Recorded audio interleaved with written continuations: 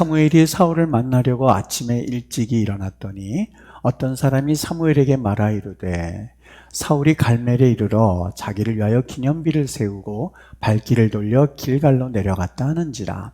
사무엘이 사울에게 이른즉 사울이 그에게 이르되 원하건대 당신은 여호와께 복을 받으소서 내가 여호와의 명령을 행하였나이다 하니 사무엘이 이르되 그러면 내 귀에 들려오는 이 양의 소리와 내게 들리는 소의 소리는 어찌 됨이니까 하니라.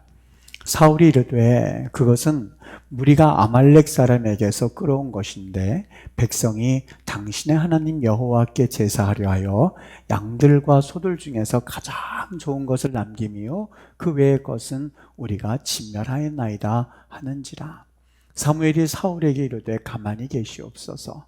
간밤에 여호와께서 내게 이르신 것을 왕에게 말하리이다 하니 그가 이르되 말씀하소서. 사무엘이 이르되 왕이 스스로 작게 여길 그때에 이스라엘 지파가의 머리가 되지 아니하였나이까? 여호와께서 왕에게 기름을 부어 이스라엘 왕을 삼으시고 또 여호와께서 왕을 길로 보내시며 이르시기를 가서 죄인 아말렉 사람을 진멸하되 다 없어지기까지 치라 하였거늘 어찌하여 왕이 여호와의 목소리를 청종하지 아니하고 탈취하기에만 급하여 여호와께서 악하게 여기신 일을 행하였나이까. 아멘. 오늘 여러분 말씀을 순종 이렇게 간단하게 제가 제목을 적어보았습니다.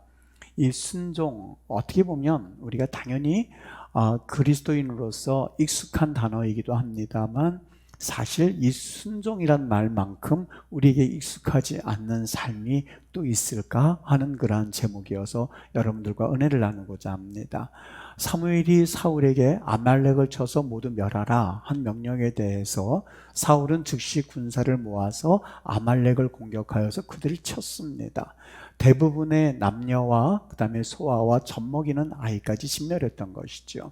물론 하나님이 왜 이런 잔혹한 명령을 하셨을까 하는 그 하나님의 신정론이라고 하거든요. 하나님은 정말 의로운 분이실까?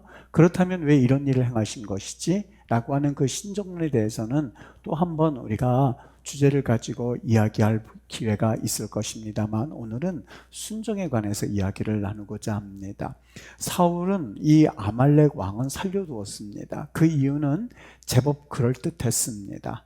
한 나라를 정복한 뒤에는 그 나라 왕을 포로로 끌고 와서는 그래서 자신의 승리를 좀 사람들에게 과시해 주고자 하는 문화적 관례가 있었거든요. 그래서 이 왕을 살려두었고 이 외에도 소와 양들, 기름진 것들을 살려두었습니다. 이유는 그것들을 백성에게 주어서 하나님께 제사를 드리게 하기 위한 것이 목적이었었던 겁니다. 여러분 어떻습니까? 사울 왕이 그래도 지혜롭게 이 일을 처리했죠. 겉으로 우리가 봤을 때에 다른 것도 아니고 하나님께 제사를 드리게 하기 위해서 소나 양을 기름진 것을 남겨두었다. 그래서 백성들로 하여금 하나님께 제사를 드리게 했다. 여러분 이것만큼 성경적인 일이 어디 있겠습니까? 아마 백성들은 사울 왕을 일컬어서 그를 향해서 오늘 성경에는 나와 있지 않습니다만 그는 진정 경건한 왕이야. 하나님을 첫 번째 우선순위에 두고 살아가는 왕이야 라고 하는 이야기로 그를 칭송했을 겁니다. 사울은 이 소리를 들으면서 얼마나 기뻤겠습니까? 여러분 주의하십시오.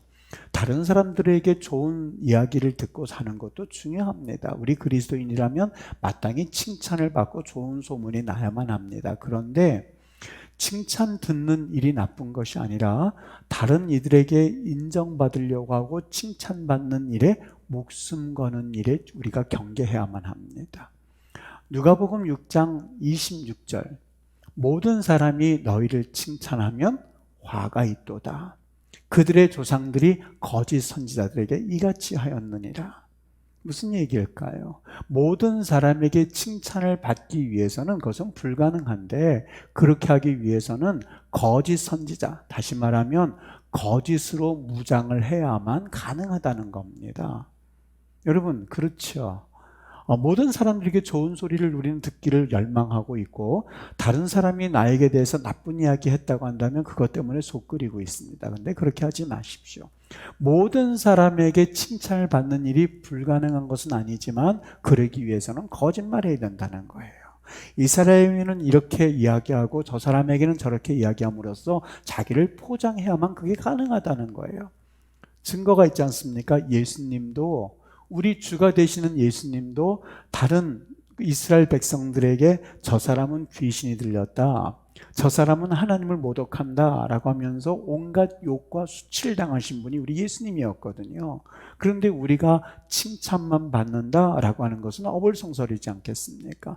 하여간 사람들에게 사울은 칭찬을 받았습니다. 하나님을 가장 잘 섬기는 사람으로 그는 사람들에게 인식을 주었을 겁니다. 그런데 하나님도 그럴까? 아니요. 하나님은 의견이 달랐습니다. 하나님의 마음은 달랐습니다. 사무엘상 오늘 읽은 본문의 바로 앞에 11절 말씀 보면, 내가 사울을 왕으로 세운 것을 후회하노니 그가 돌이켜서 나를 따르지 아니하며 내 명령을 행하지 아니하였노다. 여러분, 이 말씀이 약간은 어떻게 보면 이해가 되면서도 하나님이 너무 아주 엄격하게 잣대를 대고 있구나 하는 생각을 해보실 수 있습니다. 왜냐하면 사울은 아말렉 사람을 모두 죽여라 했을 때 하나님 그거 너무 잔인합니다, 이 말을 한 적이 없습니다.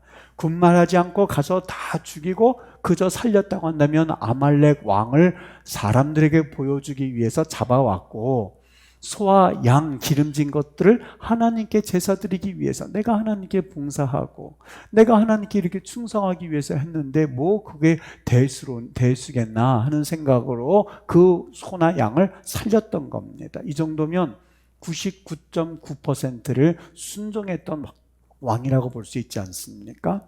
우리는 불순종과 순종에 대해서 이야기할 때에 아주 노골적으로 하나님 앞에 불순종한 것에 대해서만 하나님께 대한 반역이라고 생각을 합니다. 적당하게 신앙생활하면 그 정도면 순종했다라고 우리는 생각을 합니다. 아마 아말렉 왕과 그가 살려둔 짐승들이 있음에도 불구하고 그는 하나님 명령에 사울도 나는 순종하는 삶을 살았다라고 생각했던 것 같아요. 그게 13절이거든요. 얼른 뛰어가서 기쁨에 차가지고는 사무엘을 향하여서 내가 여호와의 명령을 행하였다 이렇게 말하고 있습니다. 내가 여호와의 명령을 그대로 따랐습니다 라고 말하는 것을 볼 수 있습니다. 그런데 하나님의 관점은 달랐어요. 하나님의 관점은 사울은 불순종으로 하나님은 인식하셨어요. 거역했다는 얘기입니다.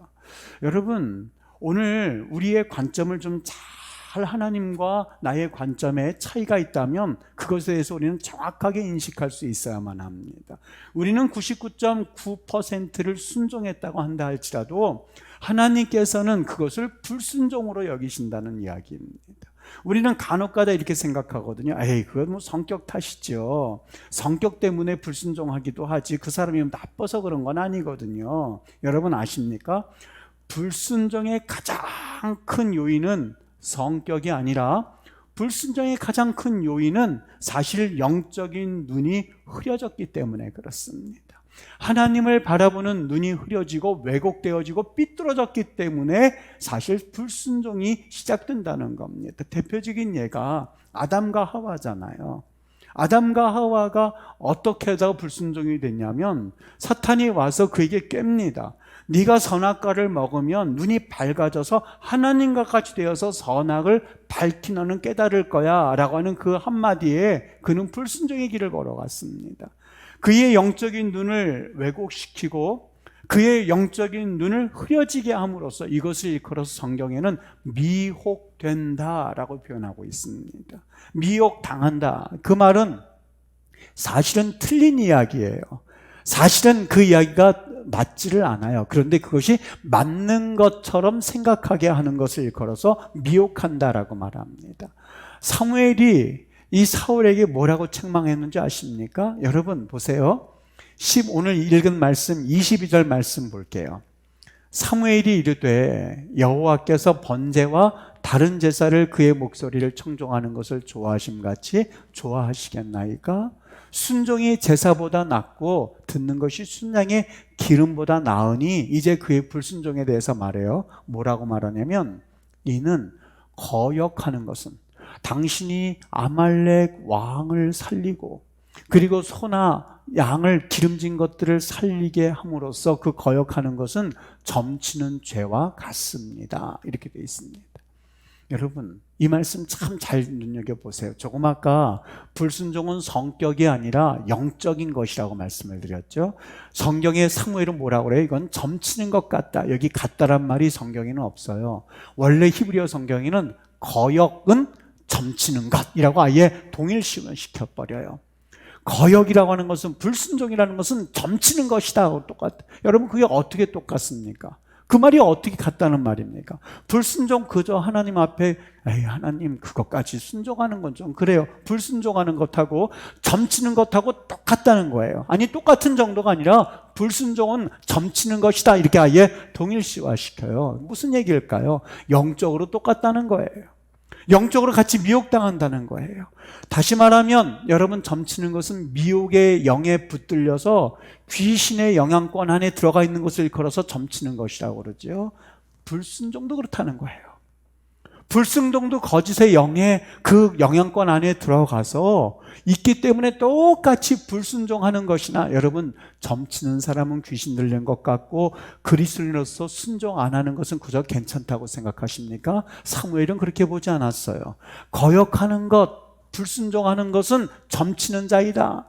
똑같은 영향권 안에 들어가 있어서 단지 그 사람은 교회에 나오지 않고 귀신의 영역 안에 들어가 있는 것이고, 교회 나오면서 불순종하는 것은 교회 나오면서 귀신 안에 들어가 있기 때문에 그 두 가지는 동일하다고 하는 거예요.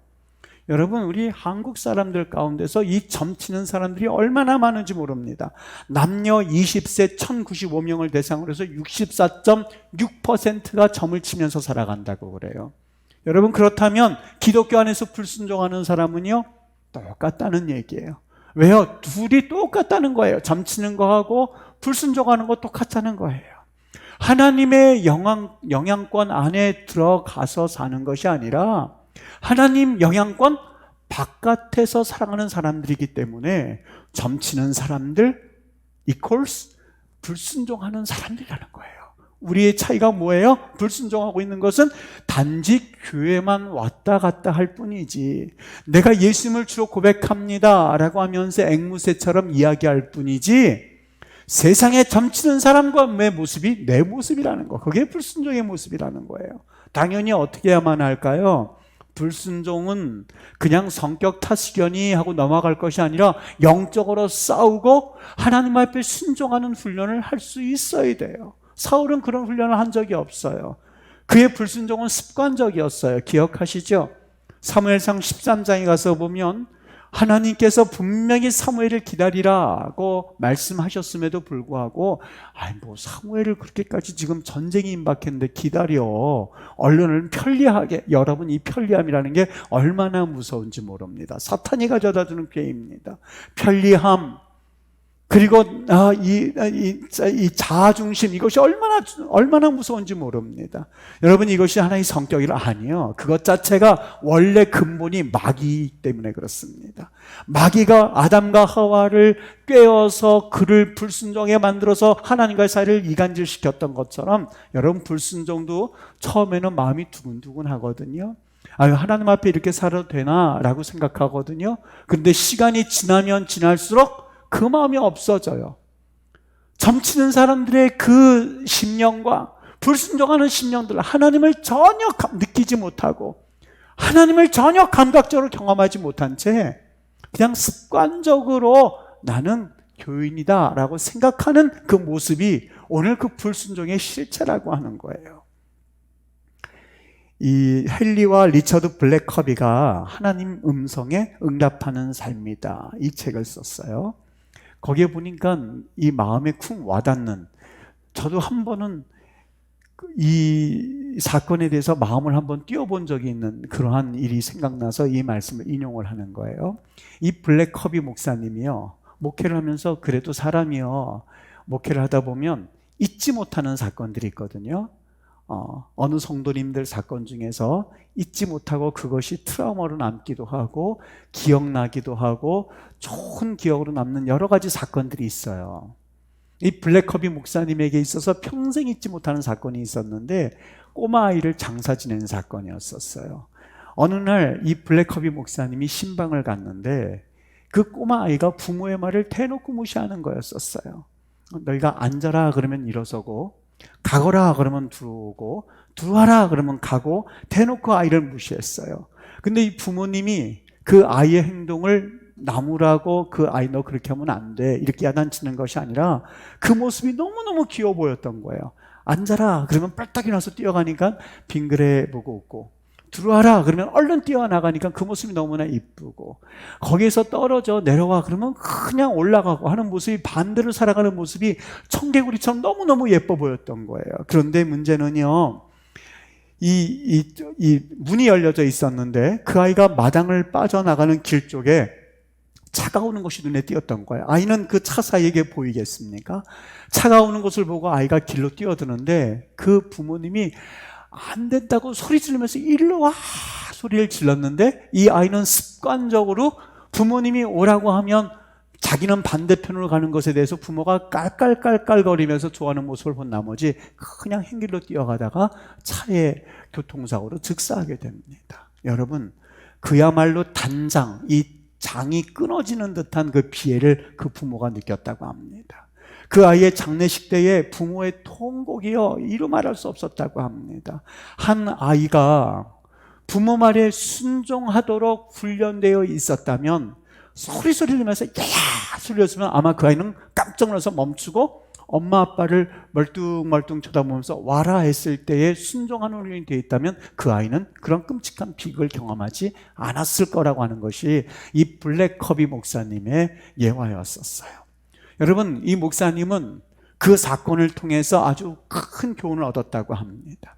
하나님의 백성들에게 하나님이 음성을 들려주실 때에, 그 음성이라고 하는 것은 설교 말씀이 되었든, 그리고 성경 말씀을 읽든, 아니면 어떤 경로를 통해든 하나님의 음성이 들려졌을 때에 즉각적으로 순종하도록 가르쳐야 한다는 것, 그분께 순종하는 것이 곧 생명이라는 것. 이 끔찍한 장례식을 집례했던 블랙커비 목사님이 하나님의 음성을 알아듣고 그분께 순종하는 것이 생명입니다라는 그 책을 썼던 동기가 되었었던 것이죠. 순종을 성도들에 가르치지 않으면 성도들은 재앙과 화를 당할 수밖에 없다는 사실을 그분은 목회에서 그 장례를 통해서 처절하게 깨달았다고 합니다. 여러분, 죄를 짓고 불순종하고 하나님께 마음 아팠던 적이 있습니까? 저는 오늘 이 말씀을 준비하다가 한 가지 그동안 성경에서 잘 이해가 되지 않았고, 그리고 성경에서 이게 왜 그랬을까 했던 그 사실이 한 가지 확 깨달아져서 여러분과 잠깐 나누려고 그래요. 뭐냐면 이 마르다와 마리아의 이야기가 있잖아요. 여기에서 예수님께서 이 나사로를 살림으로써 그 가정이 축제 분위기, 장례식 분위기, 우는 분위기, 그리고 어둠의 분위기에서 확 살아나는 그런 분위기가 되어지는 것을 보게 됩니다. 그런데 오늘 성경을 주의 깊게 보신 분들은 아셨을 거예요.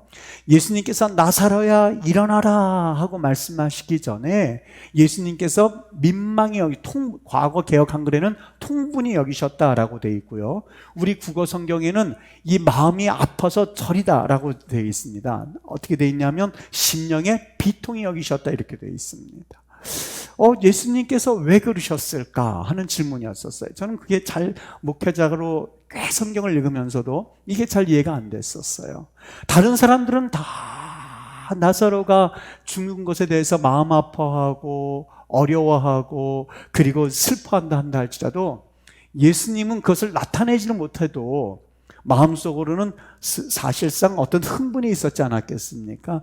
지금은 저렇게 울고 있지, 내가 조금 있다가 나사로야 나오라 라고 했을 때에 그 나사로가 살아나오는 것을 보면서 얼마나 좋아할까. 예수님이 흥분이 돼가지고 막 깔깔거리면서 박수는 치지 않으셨다 한다 할지라도 예수님이 빙그레 웃는 정도는 이해할 수 있지 않습니까? 근데 예수님 그렇게 하지 않으셨어요. 분명히 조금 있다가, 그거 조금 있다가 뭐예요? 몇 초만 있으면 나사로가 살아나올 텐데, 예수님께서 여기에서 민망히 여기셨고 통분히 여기셨고 마음이 아리는 듯한 그런 마음을 가지고 예수님께서 그 앞에서 우셨다는 것이 도저히 이해가 되지 않았어요. 왜 그랬을까? 왜 예수님이 거기서 그토록 통분히 여기셨고 우셨던 것일까? 그 이유가 뭘까 잘 알지 못하다가 오늘 말씀을 준비하다가 그 사실이 성령께서 깨닫게 해주셨던 것 같아요. 여러분 보세요. 마르다와 마리아가 뭐라고 그러냐면, 예수님 여기 계셨더라면, 무슨 얘기일까요? 내 오빠가 죽은 지 나흘이 되었나이다 라고 그랬는데, 나흘 전에만 오셨더라도 죽을 병에 걸렸던 우리 나사로 오라버니가 기적을 행하심으로써 죽지 않았을 텐데요 라고 하면서 그들은 예수님께 대해서 막 울고불고 했습니다. 무슨 얘기일까요? 나흘 전에는 기적을 일으키실 수 있었던 예수님이 나흘을 지나서는 지금은 기적을 일으킬 수 있다는 것을 믿지 못하는 불신앙을 보여주는 것 아니겠습니까? 네 오라비가 살 것이다 라고 말했더니 뭐라고 그래요? 부활의 날에는 살 줄로 믿습니다 라고 말합니다. 예수님이 또 한 번 반복하세요. 내가 부활이요, 내가 생명이니 나를 믿는 자는 죽어도 살겠고 죽어서 나를 믿는 자는, 살아서 나를 믿는 자는 영원히 죽지 않을 거야 라고 하면서 예수님께서 말씀하셨습니다. 그랬더니 전혀 다른 얘기를 합니다. 주님이 예수 그리스도시요 구주인 것을 믿습니다 라고 말함으로써 사실 예수님이 말씀하신 것을 믿어드리지를 못했어요. 저 돌문을 옮겨 놓아라 라고 말했더니 뭐라고 그래요? 주님, 죽은 지 나흘이나 되어서 냄새가 진동합니다, 썩어서 냄새가 납니다 라고 말함으로써 사실 예수님의 말씀에 대해서 순종하지도, 예수님의 말씀을 믿어드리지도, 사실상 예수님의 기적을 그들은 사실상 믿어드리질 못했던 것을 오늘 성경에서 보여주고 있는 것이죠. 저는 여기에서 그 답변을 깨달았어요. 예수님께서 통분히 여기시고 우셨던 이유는 나사로가 불쌍해서가 아니었었어요. 예수님이 그러세요. 내 발이 네가 믿으면 하나님의 영광을 보리라 하지 아니하였느냐? 다시 말하면 그들이 예수님의 말씀을 믿어드리지 못하고 예수님을 사실상 구주로 이야기를 하면서도 예수님 누구시조차 깨닫지 못하고 돌문을 올려놓으라 라고 하는데 순종하지 못하는 그들을 바라보면서 예수님께서는 그 마음 가운데 뭐라고 그래요? 심령의 비통이 여기셨다, 심지어는 우셨다란 말을 그대로 쓰고 있는 것을 보게 됩니다. 불순종할 때에 예수님이 어떤 심령 상태인지 아시겠지요? 우리가 교회 다니는 것으로 만족하는 것이 아니라 교회 다님에도 불구하고 순종하지 못하는 우리를 주님이 보시면서 어떤 마음의 상태인지요. 사람들은 말합니다. 목사님, 어떻게 사람이 살면서 100% 순종이 있겠습니까? 50%, 70% 정도면 됐지요. 그 정도면 내게서 더 바라진 마세요. 그 정도면 됐지요. 50, 70 정도면 충분하죠. 99.9%요? 아유, 예수님 바랄 걸 바라셔야죠. 바랄 걸 바라셔야죠. 그러나 여러분 아십니까?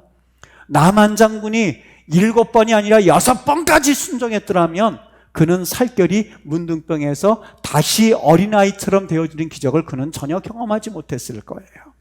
7번까지 순종했다 한다 할지라도 그가 요단강이 아니라 조금만 내려가면 기가 막힌 신비의 물 사해가 있거든요. 요단강에서 조금만 내려가면 신비물 사해가 있는데 거기에서 그가 7번 몸을 담갔더라도 그는 낫는 경험을 하지 못했을 거예요. 완벽하게 요단강에서 7번의 그러한 몸을 담그는 그러한 하나님 앞에서 순종이 있었을 때에 그의 살결이 어린아이처럼 되어지는 은혜를 경험하게 되었던 거죠. 여러분, 믿음을 도대체 뭐라고 정의하고 있습니까? 그냥 겉으로 보기에 허울 좋게 껍데기에 쓰여지는 것을 보고 아유 저분 믿음 있는 사람, 아유 참 믿음. 여러분 우리끼리 그러지 마시자고요. 우리끼리 그러지 마세요. 아유 목사님 저분 믿음 있지 않아요. 아니요. 하나님만이 판단. 하나님만. 그런 집사님이 더 믿음이 있을 수 있어요. 그런 여러분이 더 믿음이 있어요. 그렇게 말하는 여러분이 더 가만히 보면 하나님을 사랑해요. 그렇게 말하는 여러분들이 더 하나님 앞에 헌신적으로 살아가는 모습을 볼 때 눈물겨울 때가 있어요. 여러분, 우리의 신앙의 대상은 누구예요? 예수님밖에는 없어요. 예수님이 우리의 구주세요. 아유, 목사님, 전 교회도 나오지 못하고요. 그냥 믿음이 없어요. 믿음이 없어요. 근데 가만히 목회자가 보기에는요, 안 그래요. 그 신령 가운데 예수님을 사랑하는 마음이 있고, 그 심령 가운데 예수님을 두려워하는 마음이 있고, 그 심령 가운데 죄에 대해서 아파하는 마음이 있고, 그 심령 가운데 교회 나오지 못하는 것에 대한 마음의 아픔과 쓰라림이 있는 것을 보면서, 여러분, 그런 분이 믿음이 있는 것이 누가 또 믿음이 있단 말입니까? 사람이 보는 눈을 가지고서는 여러분 스스로 너무 자괴감 갖고 말씀하지 마세요. 하나님 앞에 믿음은, 오늘 여기 예수님이 그러셨어요. 마르다와 마리아에게 있어서 그 통분이 여기는 그러한 모습을 보여주시고 나서는, 마르다야, 돌물을 옮겨놔라 라고 말하지 않습니까? 왜 마르다 보고 마리아 보고 돌물을 옮겨놓으라고 그러세요? 시체를 살아나오게 하시는 하나님이 그냥 손 하나 깜딱 돌물이 있는 걸 보고선 이렇게 하면 그냥 스스로 올라갈 것 같지 않습니까? 전 그게 또 이상했어요. 속으로, 아유, 목사님 별걸 다 성경을 읽으면서 생각하고 계시는군요. 그럴 수 있는데, 성경을 읽을 때 여러 가지 생각이 많이 나요. 저 같으면 나사로야 나오라 하는 그런 기적을 행하시는 분이라면 돌물을 보면서 요거 한마디만 될 거 아니겠습니까? 그렇게 하지 않으셨어요. 돌물을 옮겨 놓아라 라고 그래요. 무슨 얘기입니까? 하나님 앞에 순종해야 될 부분이 있다는 거예요. 하나님의 기적을 행하기 전에는 여러분 순종해야 할 부분이 있어요. 순종하고 믿으면 영광이 나타나는 거예요. 주님께서 무조건 우리에게 천국을 명령하신 것이 아니에요. 회개하라. 회개할 부분은 우리가 해야 될 부분이에요. 회개하라. 인간이기 때문에 불순종하고 불신앙하고 예수님께서 꾸짖으셨을 때에 우리는 회개할 수 있어야만 합니다. 오늘 많은 사람들이 왜 교회에 하나님의 영광이 드러나지 않습니까? 우리 하나님의 영광이 왜 나타나지 않습니까? 회개하라. 천국이 가까웠다고 하는 음성 가운데에 천국이 가까웠다라는 이야기는 들었지 회개하라는 말씀에 순종하지 않기 때문에 그렇습니다. 여러분, 행함이 없는 믿음은 죽은 믿음이거든요. 주님 나를 구원해 주시옵소서라고 하는 믿음이 있다면 교회 나가야죠. 주님 나를 축복해 주시옵소서라는 믿음이 있다면 하나님 앞에 헌금 생활 하셔야죠. 주님 나를 고쳐주옵소서라고 믿는다면 하나님 앞에 내가 고침받을 것을 믿고 기도하고 하나님 앞에 엎드리셔야죠. 행함이 없는 믿음은 죽은 믿음에 불과한 거예요. 마르다와 마리아에게 믿음을 실천하라고 말씀하시는 거예요. 주여, 죽은 지 나흘이 되어서 썩은 냄새가 코를 찌르고 있나이다 라고 하셨을 때에 예수님께서 무덤 앞에서 말씀하셨어요. 그 돌을 옮겨놓은 다음에 예수님이 나사로야 나오라 라고 말씀하셨고, 그 기적은 현실이 되었었던 겁니다. 사랑하는 우리 임마을교회 성도님들, 오늘 이 순종이란 이야기가 사실 그렇게 간단한 이야기라고 할 수 없습니다. 하나님 앞에 믿음이 있는 만큼 순종하면 좋은데, 믿음은 있는 것 같은데 순종은 1%도 없는 믿음이 있고요, 믿음은 적은 것 같은데 하나님이 뭐라고 말씀하시면 그 말씀에 100% 순종하는 성도님들이 있습니다. 저는 이 두 부류의 성도님들에게 한 분에게는 때로는 책망의 음성이 들렸으면 좋겠습니다. 100% 믿음이라고 이야기를 하는데 1%의 순종도 없는 이들에게는 오늘 이 말씀이 책망의 말씀을 들려줬으면 좋겠어요. 나는 1%의 믿음밖에 없지만 하나님께서 어떤 말씀을 들려주시든지 그대로 살려고 하고 그 말씀에 몸부림하려고 하는 이들에게는 오늘 이 말씀이 축복의 말씀으로 다가설 수 있게 되기를 바랍니다. 여러분, 물속에 가라앉은 땅은 땅이라고 말할 수 없어요. 1cm라도 올라와야 그것은 지도에 나타날 수 있는 섬도 될 수 있고 땅도 될 수 있는 거예요. 마찬가지입니다. 여러분, 순종이 없는 믿음은 믿음이라고 말할 수 있을까 없을까? 없어요. 아까 100% 믿음에 1% 순종이라고 그랬는데 아니요, 사실은 믿음처럼 보였을 뿐이지 믿음은 아니었었어요. 주님의 은혜 안에 한 주간 이제 살아가시게 될 겁니다. 오늘 하나님의 말씀을 들으면서 내가 순종하지 못했던 부분들이 생각나게 하시는 성령님이 계세요. 각자에게. 왜요? 성령은 어제나 오늘이나 동일하게 역사하시되 각 사람에게 임하시는 성령이기 때문에 그렇습니다. 여러분, 오늘 이 아침 하나님이 나에게 이걸 생각나게 해주셨고, 하나님 앞에 서원한 것, 지키지 못한 것 있고 순종하지 못한 것 있다면 우리 하나님 앞에 그 떠오르는 것을 위해서 하나님 순종하게 해주세요. 하나님 그것을 가지고 기도하게 해주세요. 하나님 역사하실 줄 믿습니다. 이 사실을 놓고 우리 한번 기도하겠습니다. 하나님이 그런 은혜를 주셔서 우리를 다시 한번 세워주시고 역사하실 줄 믿습니다.